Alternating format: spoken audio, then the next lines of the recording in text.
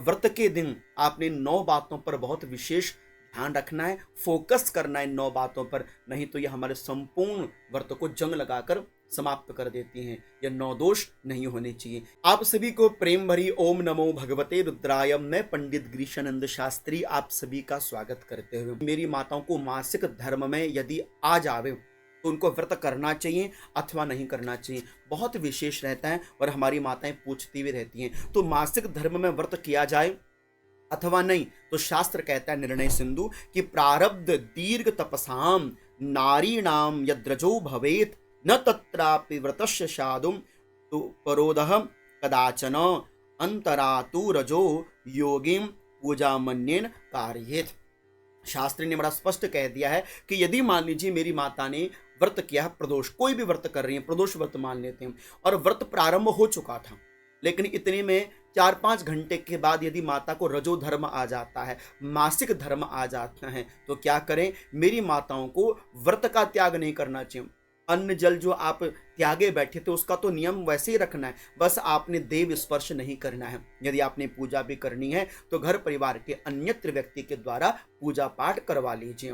बाकी आप अपने व्रत को नियमता के साथ लेकर चलिए जैसा आप व्रत कर रहे थे। क्या होगा? आपका व्रत खंडित या दूषित नहीं माना जाएगा। दूसरा, यदि आपके व्रत करने से पहले आपको रजोधर्म मासिक धर्म आ जाता है, तब आपने व्रत धारण नहीं करना चाहिए, मात्र केवल मानसिक चिंतन करके भगवान को प्रणाम कर लेना चाहिए। तो ये पहला विधान है कि मासिक धर्म में हमें व्रत कैसे करना चाहिए और किस प्रकार से करना चाहिए। दूसरा काम जो हमने विशेष रूपेण ध्यान में रखना है कि ये 3 काम हमें व्रत के दिन कदाचित नहीं करने चाहिए। शास्त्र कह रहा है मेरी माताओं के लिए कि अश्रु प्रपातो रोषस्यम कलहश्च कृतिस्तथा उपवासाद व्रताद्वापि सद्यो भ्रंशतिम स्त्रियम। मेरी माताएं घर के लिए, परिवार के लिए, बच्चों के लिए, घर परिवार के सुख शांति के लिए व्रत करती हैं, इसलिए मैं चाहता हूँ कि मेरी माताओं के व्रत कभी निष्फल ना हो।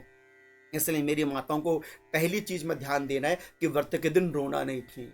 दूसरा, व्रत के दिन क्लेश नहीं करना चाहिए। तीसरा, व्रत के दिन क्रोध नहीं करना चाहिए। क्रोध करने से आपके जितने भी पुण्य होते हैं सब नष्ट हो जाते हैं, और जो आपने व्रत किया होता है उसका भी जो फल है वो तत्क्षणात नष्ट हो जाता है। इसलिए मेरी माताओं को व्रत के दिन इन 3 कार्यों से बहुत बच के रहना चाहिए, नहीं तो समस्याएं उत्पन्न हो जाती हैं और हमारा व्रत मूल रूपेण शुद्ध नहीं हो पाता। यहाँ पर सबसे बड़ी बात है तीसरी कि मेरी माताओं को वस्त्र परिधान कैसा ग्रहण करना चाहिए।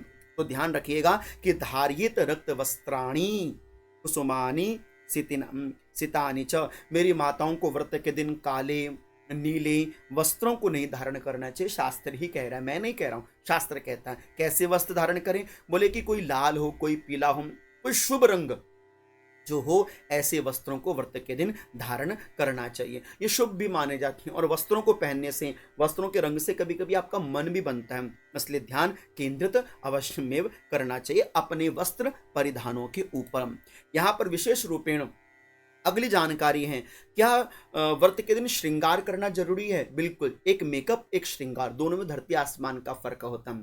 मेरी माताओं को व्रत के दिन श्रृंगार जरूर करना चाहिए। शास्त्री कह रहे हैं कि गंध अलंकार वस्त्राणि पुष्पमाना माला अनुलेपनम अंजनम च सुतांबूलम कुमकुमम रक्तवासिसीम। मेरी माताओं को गंध अलंकार, मांग में सिंदूर, यदि विवाह हो गया माथे में बिंदिया, हाथों में चूड़ियां, व्रत के दिन जैसे एक स्त्री का सुहागन वेश होता है वैसे ही मेरी माताओं को व्रत करना चाहिए। यदि कोई साध्वी माता है तो उनको सरलता से व्रत धारण करना चाहिए, घर परिवार, अपने बच्चों के लिए। इसलिए अवश्य में व्रत के दिन अपना जो मूल श्रृंगार है वह नहीं त्यागना चाहिए। यहाँ पर कहा जाता है, शास्त्र कहता है कि पति की आज्ञा से व्रत धारण करना चाहिए। तो क्या ये बात सत्य है कि पति की आज्ञा से आप व्रत ले रहे हैं? शास्त्र कह रहा है कि नारी पत्य अनुज्ञाता या व्रतादि समाचरित। पतिदेव से आज्ञा लीजिए कि मैंने व्रत धारण करना है। अब पतिदेव आपको लगता है कि इस योगी तो है ही नहीं, मतलब योग्यता से अर्थ है कि वो ना धर्म में विश्वास करते, ना पूजा पाठ में विश्वास करते, आप करते हैं, तो क्या कहें?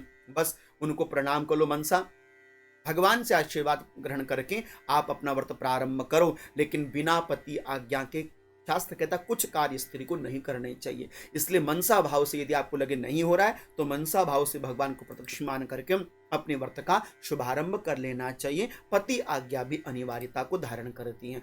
यहाँ पर व्रत करने वाली मेरी माताओं को इस बात का भी ध्यान रखना है कि व्रत के दिन बहुत ज्यादा बोलना नहीं चाहिए। अत्यधिक व्रत के दिन बोलने से क्या होगा कि आपका जो व्रत होता है ना वो धीरे धीरे धीरे धीरे धीरे निष्फल हो जाता है। इसलिए मैं नहीं कह रहा हूं, शास्त्र कह रहा है कि स्नाने देवार्चने होमे भोजने योग योगयोः अव आवश्यके जपे धीर सदा वाच यमो भवेत। अग्नि पुराण में लिखा हुआ है कि स्नान करते समय, देवता की पूजा करते समय, भोजन करते समय, व्रत इत्यादि करते समय हमेशा मौन रहने का अधिक प्रयास करना चाहिए, क्योंकि मौन सर्वार्थ साधकम, मौन ही साधक के लिए सर्वश्रेष्ठ सीढ़ी है। इसलिए जितना शांत रहोगे उतना ही आपका व्रत आपके लिए फलदायी होता है, सुखदायी होता है, धनदायी होता है, गौदायी होता है। आप व्रत में अन्न कैसे ले सकते हैं? देखिए, निराहार, एक भुक्त और अनेक प्रकार से हम कहते हैं कि आप भले फलाहार ले, निराहार रहें, जलाहार करें, जैसे भी रहें, लेकिन व्रत के दिन आपको किसी भी रूप में किसी अन्यत्र दूसरे के हाथ का अन्न ग्रहण नहीं करना चाहिए। जितना हो सके उतना सावधान रहो। अब आज के समाज में जो नौकरी करते हैं उनके लिए इतना पॉसिबल नहीं हो पाता, लेकिन जितना कंट्रोल में कर सको उतना प्रयास करो। व्रते च तीर्थे अध्ययने श्राद्धे अपि च विशेषतः परा अन्न भोगा भोगनाद देवी यशान्नम तस् तत्फलम। आप व्रत के दिन जिसका अन्न ग्रहण करते हैं आपका फल उसी को ही प्राप्त होता है। इसलिए व्रत के दिन मर्यादा में रहें और प्रत्येक व्यक्ति के हाथ का अन्न ग्रहण नहीं करना चाहिए। अर्थ यही निकल कर आता है कि उस दिन जितना हो सके नियमों के साथ बंद कर रहे हैं। आपका व्रत आपके लिए उतना ही श्रेष्ठकारी और सिद्धकारी माना जाता है। इसलिए इन चीजों में बहुत सुंदरताएं छिपी हुई है। अब यहाँ पर विशेष क्या क्या करना चाहिए, तो शास्त्र कहता है कि आपको व्रत के दिन कुछ बातों में ध्यान रखना है। पहला, न देहल्याम, व्रत के दिन अपने घर की देहली पर ना बैठे, निंदा नहीं, चुगली नहीं, किसी की कोई बुराई नहीं करना चाहिए। सात्विक रखना चाहिए, अन्न में ज्यादा फोकस नहीं करना चाहिए, मैं भूख लग रही ऐसा ध्यान ही नहीं रखना चाहिए। दूसरा, व्रत के दिन बाल नहीं काटने चाहिए, माताओं को नख छेदन नहीं करने चाहिए। शास्त्र यहाँ पर विशेष रूप में गीले बालों के साथ भगवान की पूजा नहीं करनी चाहिए। और यहाँ पर कहा केश संस्कार कब्री कर, बालों को गूंथ कर, वेणु बनाकर, चुटिया बनाकर, मतलब बालों को इकट्ठा करके पूजा, बिखरे हुए बालों से अपना व्रत धारण या अपना व्रत का नियम प्रारंभ नहीं करना चाहिए। तो ये शास्त्रोक्त विधान है, देखिए कितने सुंदर है, हमारे लिए हैं, हमारे कार्य के लिए हैं। इसलिए मैं चाहूंगा कि आप अपने संपूर्ण व्रत को सफलता की ओर लेकर जाएं। क्या करें? बस इन शास्त्रों की बातों को मान लें। सच को मां, ये बोझ नहीं है, अपितु यह कार्य हमारे व्रत को और सिद्ध करता है। इसलिए आशा करता हूं कि जो जानकारी मैंने आपके समक्ष रखी आपको अच्छी लगी होगी, और अच्छी लगी ये वीडियो तो आगे इष्ट मित्रों को जरूर शेयर कर। आप सभी को प्रेम भरी ओम नमो भगवते रुद्राय।